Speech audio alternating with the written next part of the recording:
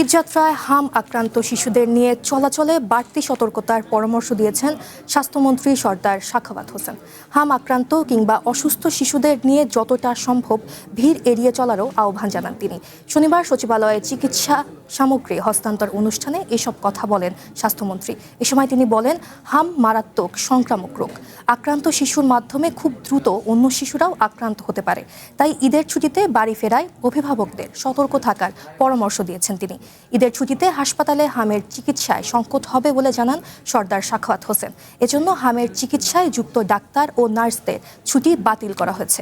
অনুষ্ঠানে হামের চিকিৎসার জন্য PICU ventilator, nebuliser machine, oxygen flow meter সহ বেশ কিছু চিকিৎসা সামগ্রী সরকারের কাছে হস্তান্তর করে International Federation of Red crescent.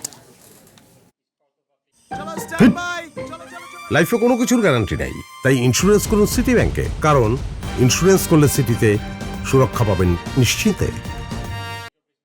এই যে ঈদের সময় মায়েরা যেন এই আসা যাওয়া হাম যাদের আক্রান্ত হয়েছে বাচ্চাগুলিকে যেন আত্মীয় স্বজনের বাড়িতে নিয়ে না যায়, বাচ্চাগুলি যেন অনেক ভিড় আছে এমন জায়গায় নিয়ে না যায়, খুব সতর্কতার সাথে যেন হামে আক্রান্ত বাচ্চাদেরকে অথবা হামে আক্রান্ত বাচ্চার কাছে নিতে যাতে চেষ্টা না করে। এখন আমরা টিকা দিচ্ছি, মাইকিং করাচ্ছি, যারা বাদ পড়েছে তাদেরকে টিকাদানের জন্য। সুতরাং it has become a continuous process.